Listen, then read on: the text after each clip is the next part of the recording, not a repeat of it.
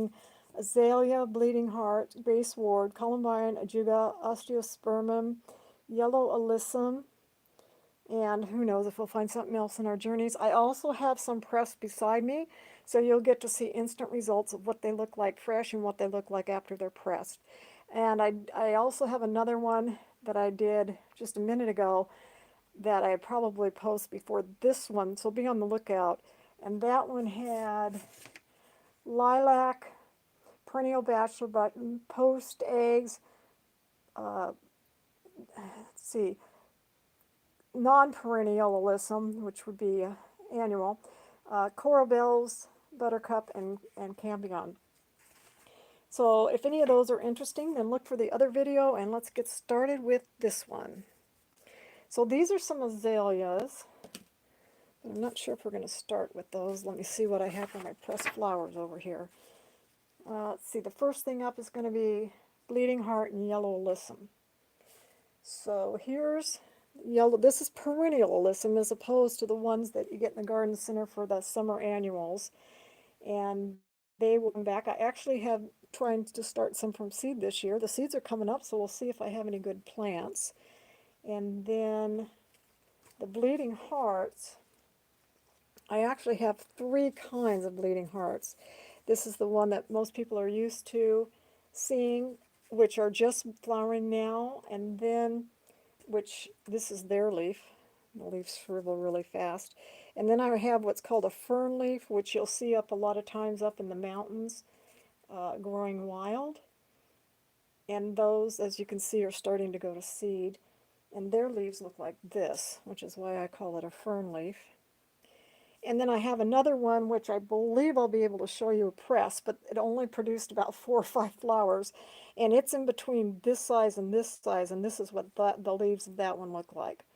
So they all have different leaves. So let's see what they look like pressed. Bleeding Heart, Yellow Alyssum. Okay. And the tweezers. Yeah. This is actually a Columbine, which I did not bring one of these in, but it's a different kind than the one I'm going to show you in a minute, and I can press it open face, and I just really, really like those. But look at how beautiful those turn out. So here's the big one, the one that most people are used to seeing. Here's the one that I called the fern leaf, which is the smallest, and then somewhere I'll show you the middle one. Here's your yellow alyssum, and I typically just press the little segments because most of the work I do is small. And this is, I've talked about it I think in a previous video, this is euphorbia. The coral bell, which I showed in the last video that I did. And then this is that's the coral bell. You have to excuse me for a minute because I'm looking through these pressed flowers that I have in a pile over here, trying to make sense of it. Here, coral bells, bleeding heart. Maybe this will have the bleeding heart that that we were talking about, which is the middle size. Yeah, okay. So this is the middle-sized one. So you can see how it's a little bit different than the other two that I just showed you, and there's the leaves from it. Poached egg I showed you in the other video, what it looks like out of the garden. And same with the campanula. So again, these kind of videos kind of go hand in hand, so check the other video out too if you want to see what some of these other things look like out of the garden, excuse me, and how I, tips for how I press them. Let's see, Columbine and Grace Ward is next on the press flower agenda. This is Grace Ward, and I don't know about in your area, but this is a very popular plant in my area. Let's see if I can keep from shaking. And then here's one in bud. And that's Grace Ward. Oh, and Columbine. I just showed you the open place Columbine. And here's another kind of Columbine, which don't really press open face. They're more of a profile. And what I do with these is I just press them this way and press them in profile. What I do with these is I either press them like that, or I will snip the back of the flower off, and I will press it face down as an open face flower. These are funny in that they will hold their color really well, or they won't. I've had some I've pressed in the past, and geez, in 6 months they kind of faded out. Not to an icky brown, but just kind of the blue went away. And then I've had other ones I've had for a year or two, and they're still kind of bluish. But luckily, they color enhance really simply. You can tint them really easily. And the Columbine hold their color pretty good. And as you've heard me say in my other videos, I generally don't press things anymore nowadays unless I know that they hold their color well, or they're easy to color enhance, unless it's something really, really precious where I'm willing to exert a little bit more effort into doing something. So let's see what these look like after they're pressed. So here's the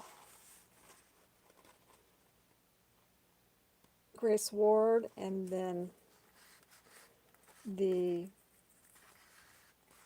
I was trying to turn it around so you could see what it looks like. Right side up. And then this is the leaves off of that Columbine. And do I have any open-faced Grace Words note here? No, those are probably going to be on a different page, because I did press some open-faced. So let me put this back here so that when I put this down, I'll have the space for it. So here's another Grace Ward. I think we might find some open facers on here. Yeah. So there's some open face Grace Ward, as well as the Bleeding Heart. And you can see how the Grace Ward, that's the front, and then that's the back. But they're definitely worth pressing and color enhancing, in my opinion anyway. And then next we've got blue Columbine. Okay, here's some more Columbine that I already showed you, the Columbine. So this is the this one after it's pressed, and you can see that it held its color really well. Coral bells. Isn't that beautiful? I just look at these and I can't wait to create something. Wow, excuse me, camera bumping time. Let's see, alyssum and Ajuga. Okay, so yellow alyssum. I think I showed you that already. And Ajuga, so that just means, here's Ajuga. And actually the stems are longer, but these are getting spent. There's not really many good ones left. So what I do when they're spent like that is I just strip the rest of the stem off, and they grow up above the leaves that are down here on the plant. But this is what's left to give you an idea of what they look like. And then here's after they're pressed.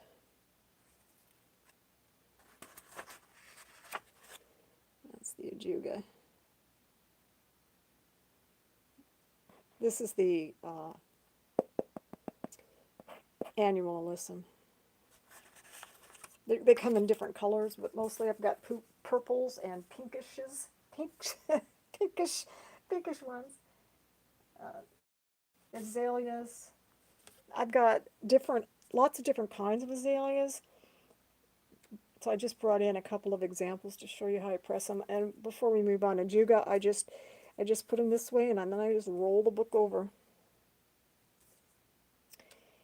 And then the azalea, these are too thick to just press like that. So typically I will take them down and either press them, clean them off, and press them like that, or I'll press individual flowers. And then here's another kind which is cool. Let's see how that's got the modeling in the center there. So this is perennial azalea, and the bush stays green all year, but of course the flowers go away, as opposed to deciduous azalea, which the leaves and the flowers go away, which I think I have a deciduous azalea here, which I'll show you what it looks like after it's pressed. These are mixed azaleas. So here is, this is, I may have showed you in another video, I'm not sure if this was an early season. These are gone now, these are spent. This is the pink I just showed you, so you can see how it changed color. This is what it looks like on the bush versus it goes darker. And you've heard me say it before, but reds and pinks typically go a little darker. And this blue, it holds its color pretty good. It's a smaller one. And then here's a purplish one, which I did not bring in, the purplish one. And then some of the leaves. It seems like these really early season tender leaves don't want to hold their color as well as later in the season when they get more mature. And I noticed that sometimes happens with a lot of different kinds of plants. So you just never know what you're going to get. Azaleas are a little bit more challenged to color enhance because they're kind of waxy, and so they want to repel water. So they do good with like alcohol inks. And here is, did I bring one in here? Oh, okay. I didn't tell you this on my list, but this here, this flower is a Geum, and I get them when they're just starting to open up, because once they start to open up more, I don't find them quite as attractive. So this one has been teased open and put face down, and that's what that is.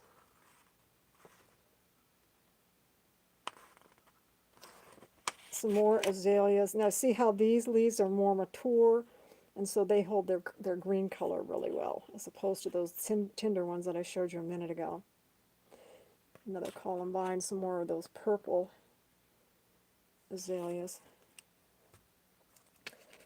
Make sure I didn't, okay. Then the Grace Ward, oh, pineapple, oh, what's on here? Yeah, see how those leaves turn brown? There's another Geum. It's a little different shape. This one was probably a little bit more open, but they hold their color really well. They're just a real good color keeper. And I think that's it, except for, I got one more here. What's on here? This is a mixture. This is, I brought in the tag for the yellow ones because I couldn't remember what they were, but the yellow is San Vitalia. That's what the yellow ones are. And then here's osteospermum. And I have two different variants of the purple, so I'm not sure if this was the one that was pressed or not. But that's what this is. And then this is actually a Gerbera daisy. My husband got a Gerbera daisy plant, and it's orange, and orange tends to go a little bit more rust. For pressing, I probably would have preferred something more along the light pink type thing, but I hadn't ever pressed one of these, and I wanted to see how it pressed, and it did okay. Although I have to admit that I did initially, for the first 2 days, put this in my heat press, which has a lot of pressure on a neoprene pad, which is why it got so flat, because otherwise just putting cement bricks on top wouldn't have got it that flat. So sometimes I will use my heat press, albeit no heat. I don't use heat with it when I do that, but that's how I got them so flat. And I don't have a Gerber daisy, if I'm saying that correctly, to show you. Because my husband told me last night his plant isn't doing very well. I was like, oh no. Okay, that's it. So I appreciate it once again for you tuning in. Have a wonderful day. Go out and see what's in your area and enjoy the scenery. Bye.